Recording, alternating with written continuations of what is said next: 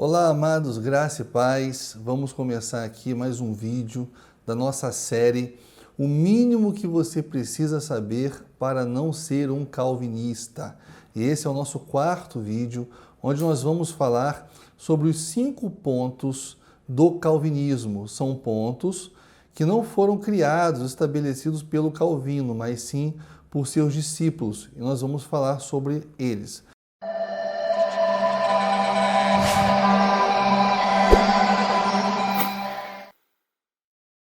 Mas antes de qualquer coisa, de falarmos diretamente desses pontos, é importante a gente saber como eles foram alcançados.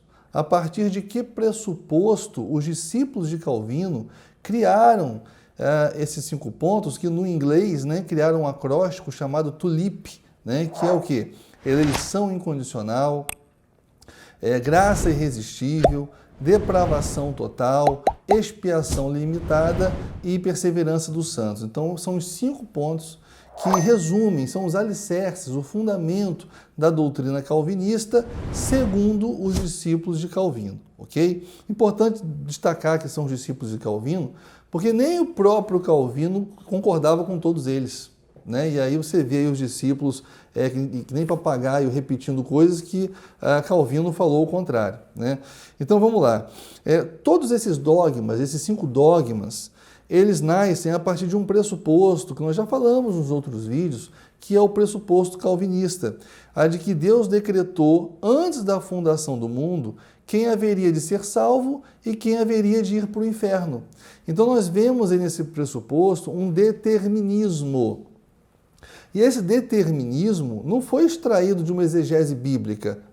Agostinho, que foi quem começou com essa tese no século IV após Cristo, ele não estudou a Bíblia, fez uma exegese e extraiu esse pressuposto, esse dogma matriz da Bíblia. Isso não ocorreu. Agostinho ele fez isso a partir de um contexto histórico, algo que ele vivenciou na sua época. Então existe um fenômeno chamado fenômeno da dogmatização do extremo oposto, que é um fenômeno que você vai observar em toda a história da igreja, que acontece da seguinte maneira: sempre que alguém criava um dogma, um outro que discordava desse dogma, ele simplesmente criava um dogma extremamente oposto no afã de combater esse dogma criado. Só que quando ele criava esse dogma extremamente oposto, ele acabava criando uma outra heresia. Então você tinha 2 heresias ou 2 equívocos teológicos.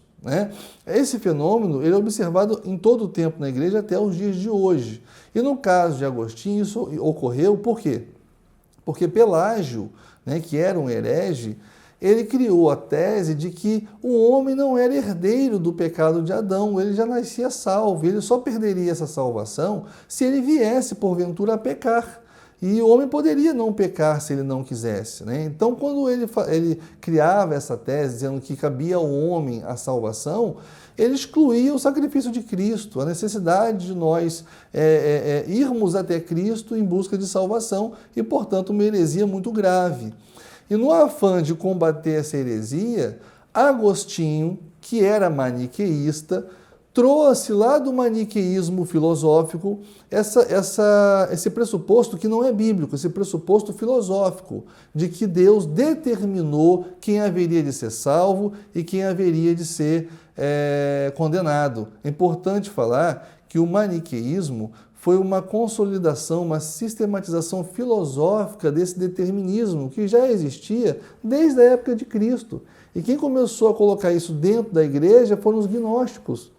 Os pais da igreja brigaram muito com os gnósticos, escreveram vários textos combatendo o determinismo que era pregoado pelo gnosticismo. Maniqueu era gnóstico, então ele tornou esse determinismo uma filosofia essa adotada por Agostinho, uma ferramenta que ele usou para combater o pelagianismo. Então você vê que é um pressuposto filosófico que nasce dentro de um contexto histórico com um objetivo político, religioso. Então a gente não pode considerar isso uma verdade absoluta, que é o que alguns vêm fazendo. E com base nesse pressuposto filosófico, maniqueísta, o Calvino veio e sistematizou. Calvino trouxe isso para a teologia. Agostinho, que é a matriz teológica de Calvino, iniciou trazendo isso para a teologia, e quem sistematizou foi o Calvino, né? Os discípulos de Calvino, por sua vez, criaram, com base nesse mesmo pressuposto, esses 5 pontos aqui, que eu já falei que são os 5 pontos do calvinismo. Então, amados, assim, eu não preciso discutir cada um desses dogmas, porque todos eles estão amparados sobre o mesmo pressuposto. O que eu preciso fazer aqui? Eu só preciso destruir o pressuposto. Se eu conseguir destruir esse pressuposto, através da palavra de Deus, todos os outros dogmas que são decorrência lógica dele caducam também, né? E é o que nós vamos começar fazendo aqui, e depois eu vou mostrar os textos da Bíblia que combatem diretamente cada um desses dogmas. Beleza? Então vamos começar. Toda vez que você se depara com dogma, meu irmão, dogma é diferente de doutrina. Doutrina bíblica é uma coisa. Dogma é algo que o homem criou. Ninguém é herege por discordar de um dogma. E como ninguém é obrigado a seguir um dogma. Dogma são afirmações, proposições estabelecidas pela igreja e não pelos apóstolos, para que a igreja observasse como uma verdade absoluta. Mas não é uma verdade absoluta, é relativa. Por que relativa? Porque nós, para sabermos se aquele dogma ele tem fundamento bíblico ou não, se nós devemos ou não observar aquele dogma, nós devemos saber se ele é coerente com a doutrina bíblica. E como que nós fazemos isso? Nós vamos ver se esse dogma possui alguns requisitos. São 4 requisitos que esse dogma tem que ter para nós falarmos que ele é um dogma coerente com a doutrina bíblica. O primeiro requisito é a originalidade. Segundo requisito é a apostolicidade. Terceiro requisito é a uniformidade. E o quarto, a cristocentricidade. São 4 requisitos para que você possa saber se aquele pressuposto, né, se esse dogma, ele é bíblico, ele está amparado por uma doutrina bíblica ou não. Então vamos começar. Originalidade. Quando eu falo em originalidade, eu estou querendo dizer o seguinte, que esse dogma, esse pressuposto, ele tem que ser um assunto aceito pela igreja do primeiro século. Tem que ser um assunto que era pregado, que era reconhecido pela igreja. Se é um assunto que a igreja primitiva sequer tinha conhecimento, eu não posso considerar esse dogma amparado por uma doutrina.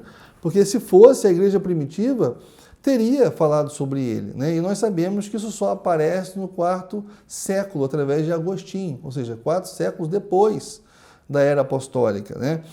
E quando nós olhamos para os pais da igreja, todos, exatamente todos os pais da igreja combatem o determinismo que era pregado pelo gnosticismo, né? Então nós conseguimos ver através dos textos dos pais da igreja que esse determinismo, além de não ser pregado, ele era combatido.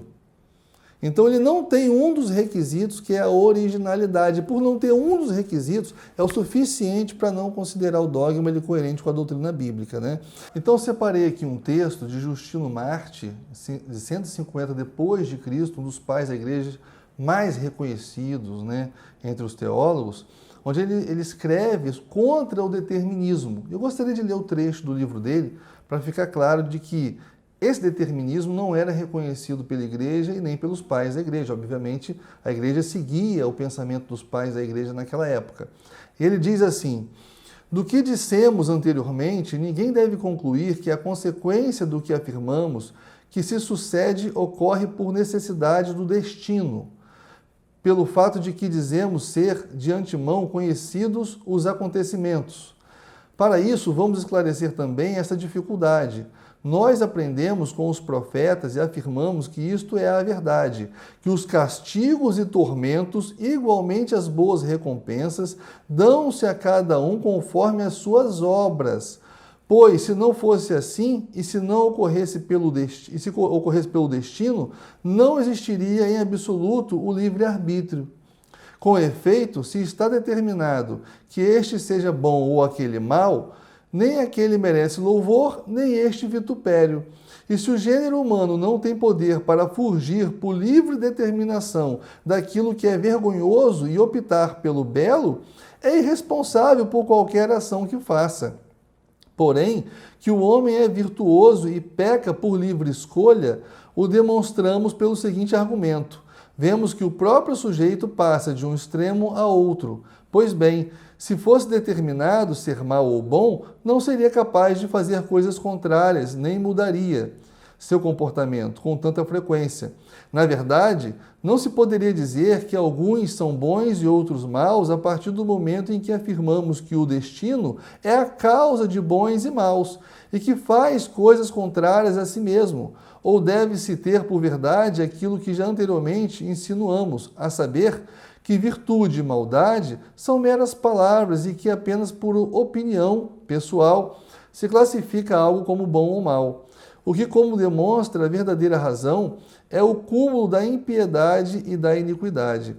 O que afirmamos ser destino iniludível é que a quem escolher o bem, espera-lhes digna recompensa, e a quem escolher o contrário, espera-lhes igualmente digno castigo, porque Deus não fez o homem da mesma forma que as outras criaturas, por exemplo, árvores e quadrúpedes, que nada podem fazer por livre determinação, pois nesse caso não seria digno de recompensa ou louvor, nem mesmo por ter escolhido o bem, mas já teria nascido bom, nem por ter sido mal, seria castigado justamente, pois não agiu livremente, mas por não poder ter sido outra coisa do que foi feito. Então Justino Marte, ele está combatendo aqui, 150 depois de Cristo, esse determinismo, essa coisa de Deus lá atrás escolher quem seria bom, quem seria mal.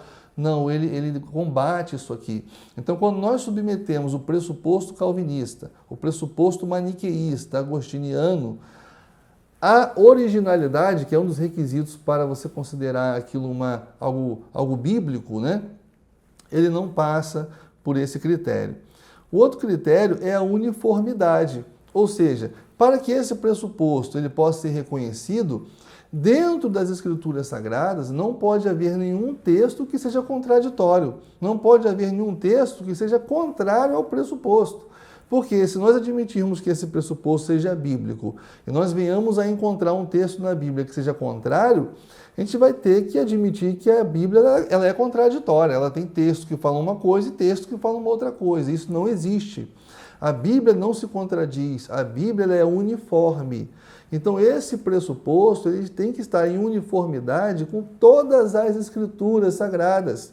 Se eu apresentar apenas um texto da Bíblia que vá de encontro a esse pressuposto, acabou o pressuposto. E, irmãos, eu tenho dezenas, para não dizer centenas de textos na Bíblia que vão de encontro ao pressuposto calvinista. E isso por si só já derruba essa tese de que Deus lá atrás determinou quem haveria de ser salvo e quem iria para o inferno. E aí eu separei só alguns, porque o vídeo não dá tempo de falar sobre muitos textos, para deixar claro isso que eu estou querendo dizer. O primeiro texto está em Jeremias, capítulo 19, verso 5, que diz assim: construíram nos montes os altares dedicados a Baal, para queimarem os seus filhos como holocaustos oferecidos a Baal, coisa que não ordenei, da qual nunca falei, nem jamais me veio à mente. Ou seja, Deus está falando, né, através de Jeremias, para o povo de Israel, que era o povo eleito de Deus, e Deus está dizendo que Israel estava desobedecendo a Deus, fazendo coisas das quais Deus nunca ordenara. Deixando claro que não existe um determinismo por trás das nossas ações. Nós somos livres para obedecer e para desobedecer a Deus. Esse texto por si só já derruba esse pressuposto. Mas nós temos mais alguns. Oséias 8,4 vai dizer o seguinte: eles instituíram reis sem o meu consentimento, escolheram líderes sem a minha aprovação, com prata e ouro fizeram ídolos para si, para a sua própria destruição. Mais uma vez o profeta Oséias, Deus falando através dele que o povo de Israel, o povo eleito de Deus, estava fazendo coisas sem o consentimento de Deus, coisas que Deus não havia aprovado. Se Deus não consentia e se Deus não aprovava, Deus não poderia ter determinado. Ou seja, Israel, que era o povo eleito de Deus, é muito bom destacar isso, né? Porque vão falar, não, os réprobos têm liberdade para pecar, mas os eleitos não. Não, o povo eleito de Deus era livre para desobedecer a Deus. Isso está claro no texto aqui, né? Em Gênesis, no capítulo 4, verso 7, Deus fala assim para Caim: se procederes bem, não é certo que serás aceito? Se todavia procederes mal, eis que o pecado jaz à sua porta. O seu desejo será contra ti. Não é uma determinação divina, é o desejo do próprio Caim. E aí Deus fala para ele o seguinte: mas a ti cumpre dominá-lo. Ou seja, Deus está dizendo que a responsabilidade por dominar o pecado, dominar o seu desejo para não pecar, é uma responsabilidade exclusiva de Caim e não Deus. Não foi Deus que determinou. Ele está falando, Caim, o pecado está aí à sua porta, é o desejo de pecar. Cabe a você dominar. Se você dominar, se procederes bem, será recompensado. Mas se procederes mal, será castigado. Então aqui o texto está claro, a responsabilidade humana, que destrói qualquer argumento de determinismo. Esses são só alguns textos, eu poderia sugerir aqui dezenas desses textos, né? Então não passa pelo primeiro, não passa pela originalidade, não passa pela uniformidade. Vamos tentar agora a cristocentricidade, saber se esse pressuposto ele é cristocêntrico.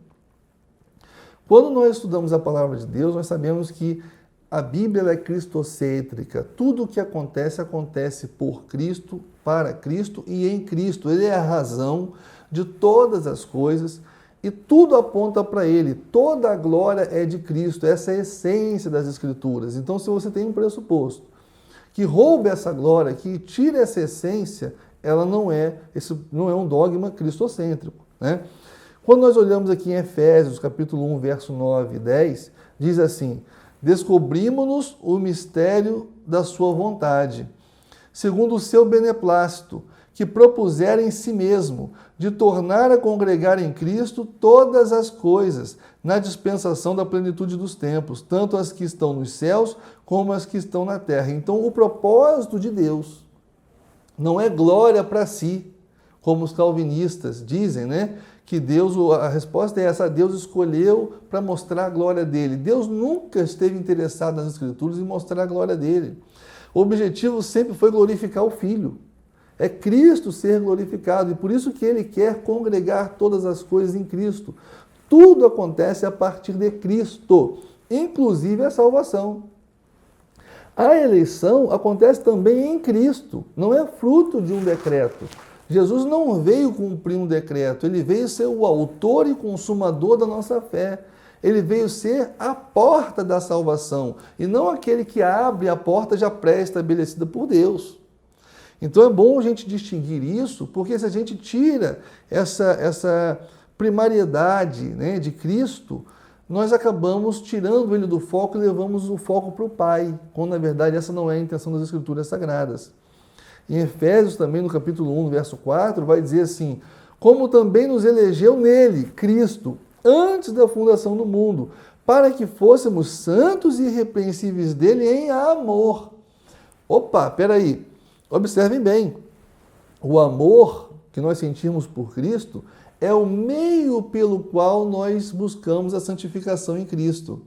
Isso é feito, é motivado pelo amor e não por um decreto, não por um determinismo.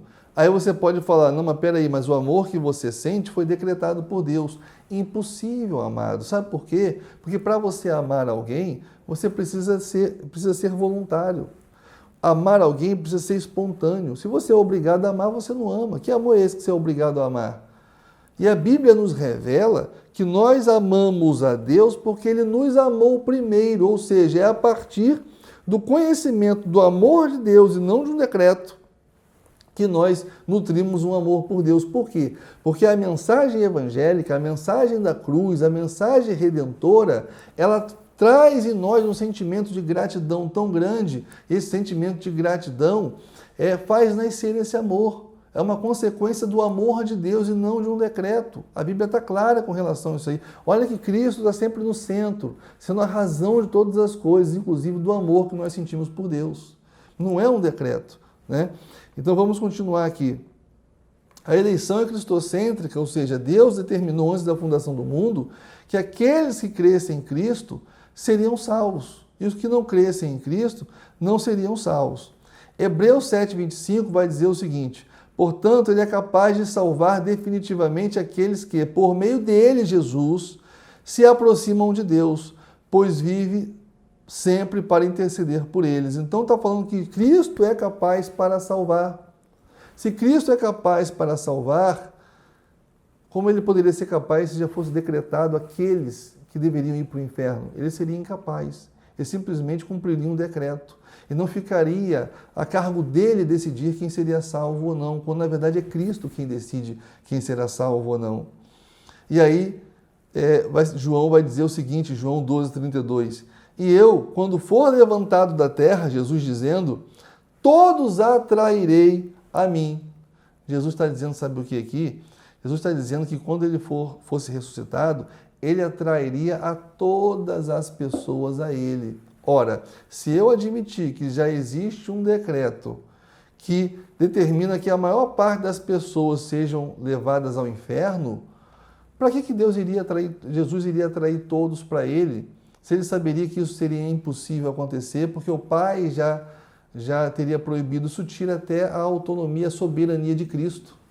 Isso vai de encontro à soberania de Jesus, porque ele atrai todos a eles, mas ele não pode, ele não é capaz de convencer a todos, porque já existe um decreto prévio do Pai proibindo que determinado grupo de pessoas alcance a salvação. Isso realmente é um contrassenso, é um paradoxo absurdo. Então, essa mensagem, esse pressuposto calvinista, filosófico, ele vai de encontro com a cristocentricidade, porque tira Jesus do foco e joga para um decreto divino, do qual Jesus é um mero mordomo, que veio para obedecer a um decreto e não tem mérito algum. Ok? Não tem também apostolicidade, amados. Ou seja, o que é apostolicidade? Para um dogma ser reconhecido como uma doutrina bíblica, os apóstolos tiveram que ensinar isso. Os apóstolos ensinaram isso aí. Se nenhum apóstolo falou sobre esse dogma, não pode ser uma doutrina bíblica. Se não falou nada sobre isso. E nós vemos na Bíblia que, além dos apóstolos não terem falado nada a respeito disso, eles ainda combateram esse tipo de coisa. O único texto que eles vão usar e distorcer para tentar provar um determinismo é Romanos 9, que vai ser o objeto do nosso outro vídeo, do quinto vídeo que vamos fazer, onde eu vou destrinchar Romanos 9 e mostrar que a interpretação que eles fazem não é honesta com relação a Romanos 9 e mostrar qual é a verdadeira interpretação, que não tem determinismo nenhum ali. Os irmãos vão ficar impressionados quando descobrirem o que se trata realmente Romanos 9. Então, olha o que diz aqui em Romanos, capítulo 8, o apóstolo Paulo falando, a partir do verso 28. E sabemos que todas as coisas contribuem juntamente para o bem daqueles que amam a Deus, daqueles que são chamados segundo o seu propósito. Porque o que dantes conheceu, também predestinou. Observem bem, Deus não predestinou primeiro. Existe um critério. Por que Deus predestinou? Pergunte a um calvinista, ele vai falar, a soberania de Deus, é mistério. Não é mistério, não. Ele predestinou aqueles que antes ele conheceu. Basta aqui a gente entender quem é que Deus conhece.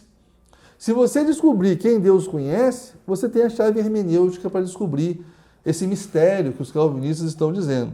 Então, porque os que dantes conheceu, também predestinou para serem conformes à imagem do seu Filho Jesus. Olha que Jesus está sempre no centro. A fim de que ele seja o primogênito de muitos irmãos. Então eu faço a pergunta aos irmãos, quem que Jesus conhece? Vamos agora revelar o mistério que os calvinistas não conseguem revelar.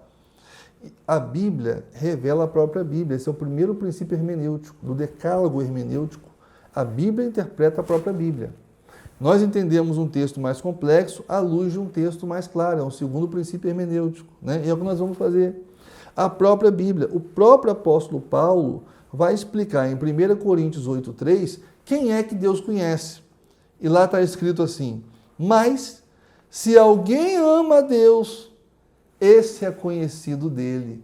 Ou seja, aqueles que Deus conheceu de antemão, ou seja, aqueles que Deus sabia que o amaria, que amaria Cristo, esses Deus predestinou. Deus fez isso pela sua presciência. Deus sabendo de antemão quem amaria Cristo, quem o amaria, ele predestinou. Então a predestinação, a escolha, existe. mas tem um critério. Qual o critério? A presciência divina com relação àqueles que amariam a Deus. E volto a dizer, o amor voluntário, o amor espontâneo, um amor que é nutrido a partir da mensagem evangélica e não a partir de um decreto, né? Então, isso aqui cai por terra totalmente a ideia de que Deus decretou sem critério algum, porque o apóstolo Paulo é claro que existe um critério. Esse critério é o amor de Deus. O amor de Deus vem primeiro do que o determinismo, a predestinação. O requisito da predestinação, o que Deus usa na hora de escolher quem vai ser salvo ou não, é o amor. E não a glória dele, e não a soberania sem ética dele, porque todas as decisões soberanas de Deus são tomadas com base numa ética. Qual é a ética de Deus? É o seu amor. Quando a Bíblia diz que Deus deu o seu único filho, para que todos aqueles que nele crescem, não perecessem, mas tivessem a vida eterna, vai dizer que Deus amou o mundo de tal maneira, por isso deu o Filho, ou seja, Deus deu o Filho baseado no seu amor, e não para demonstrar qualquer tipo de glória ou dizer que é soberano, não, o amor é o fundamento pelo qual Deus levou salvação às pessoas. E o maior mandamento que existe é o quê? Amar a Deus de todo o seu coração e amar o próximo como a si mesmo. É por isso que Deus levou o seu Filho, é por isso que existe a mensagem evangélica. E para nós amarmos a Deus, isso tem que ser voluntário. Amém? Então, amados, observem que não passa por nenhum dos critérios. Esse dogma, esse pressuposto calvinista, não consegue satisfazer nenhum dos requisitos para que possa ser considerado um dogma com fundamento bíblico. Trata-se de uma heresia, ok? Eleição incondicional, o que é isso? Eleição condicional é exatamente isso, é que Deus lá atrás decidiu quem iria para o céu e quem iria para o inferno. Isso está de acordo com as Escrituras? Não está de acordo. 1 Pedro 1, 2 vai dizer o seguinte, eleito segundo a presciência de Deus Pai, ou seja, Deus ele conhecia e com base no seu pré-conhecimento que ele elegeu. Pré-conhecimento em que? Nós já falamos de Paulo, naqueles que o amariam, né? Em santificação do Espírito para obediência e aspersão do sangue de Jesus Cristo, graça e paz vos sejam multiplicadas. 2 Pedro 3,9 vai dizer o seguinte, o Senhor não retarda a sua promessa, ainda que alguns a tenham por tardia, mas é longânimo para conosco, não querendo que alguns se percam, senão que todos venham a arrepender-se. Ou seja, primeiro que Deus diz aqui que Deus espera que todos se arrependam. E além de esperar que todos se arrependam, Deus ainda é longânimo, né? Esperando o tempo da sua vinda para que todos possam se arrepender. Se fosse um determinismo, não haveria necessidade de Deus aguardar nada. Se Deus aguarda, é porque está a cargo das pessoas esse arrependimento, a decisão, né? De não pecar mais, de viver para Cristo, ok? E se Deus espera que todos se arrependessem, como é que Deus iria dar um decreto para que a maioria das pessoas fossem para o inferno, contrariando aquilo que ele espera, aquilo que ele deseja? É Deus agindo, decretando contra a sua própria vontade. Ou seja, um Deus esquizofrênico, né? Realmente não tem como admitir. 1 Timóteo 2, capítulo 2, versos 3 e 4, vai dizer o seguinte, porque isto é bom e agradável diante de Deus, nosso Senhor, que quer que todos os homens se salvem e venham ao conhecimento da verdade, ou seja, a vontade de Deus é que todos se salvem. Então, se Deus fosse dar algum decreto, o decreto seria no sentido de que todos se salvem. E não Deus dá um decreto para que alguns se salvem, contrariando a sua própria vontade. Veja que o negócio é tão absurdo que realmente eu não consigo entender como é que algumas pessoas conseguem acreditar nesse tipo de balela. Graça irresistível. Graça irresistível está dizendo o seguinte, que nós não temos condições de resistir à vontade de Deus, né? Deus, quando pela sua graça, ele nos alcança para a salvação, nós não temos como dar uma resposta negativa, nós automaticamente vamos nos sujeitar, é uma subserviência, né, à vontade de Deus. Nós não temos condições de dizer não. Isso é graça irresistível, nós não conseguimos resistir.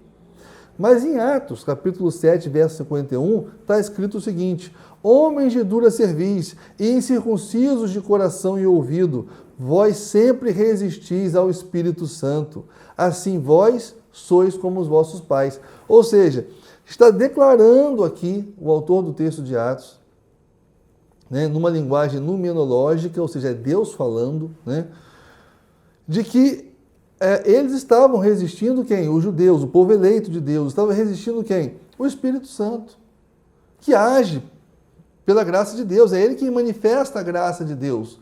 Então, se eles estavam resistindo ao Espírito Santo, obviamente a graça também estava sendo resistida. Então, o texto expressamente vai de encontro à tese da graça irresistível. Temos outros textos, por exemplo, Mateus 23, 37, vai dizer assim, Jesus falando, Jerusalém, Jerusalém, que matas os profetas e apedrejas os que te são enviados. Quantas vezes quis eu ajuntar os teus filhos, como a galinha junta os seus pintos debaixo das asas, e tu não quisestes? Ou seja, mostrando que Israel resistia à vontade de Deus. Deus queria juntar, Deus queria proteger, Deus queria abraçar, e eles não quiseram, eles resistiram. Mas, Gálatas 5,4, vós que vos justificais por meio da lei, estáis separados de Cristo, caístes da graça, ou seja, eles estavam na graça. Só que eles caíram da graça, ou seja, rejeitaram a graça, resistiram à graça, a partir do momento que eles começaram a buscar a justificação pelas obras e não pela fé. Então está claro que você pode cair da graça, você pode resistir à graça, né? Tito 2, verso 11 diz assim, porquanto a graça de Deus se manifestou salvadora para todas as pessoas, ou seja, Deus, a graça de Deus é para todos. Aí o calvinista vai falar, não, existe graça comum e a graça especial. A graça comum é aquela graça que é para todo mundo, e a graça especial é só para os eleitos. Não tem isso na Bíblia, eles inventaram isso. E vai de encontro ao que está escrito, porque o que Tito está dizendo aqui, o apóstolo Paulo escreveu para Tito aqui, está dizendo o seguinte, porquanto a graça de Deus se manifestou salvadora, ou seja, é a graça salvífica, a graça que se manifestou para todos, é o que eles chamam de graça especial. Ou seja, segundo eles, se Deus manifestou a graça a todos, então como que a graça não pode ser resistida? A graça foi manifesta para todos, mas muitos resistem à graça e não são salvos. Então está claro aqui, nesses textos eu poderia trazer vários outros, que realmente a graça pode ser resistida.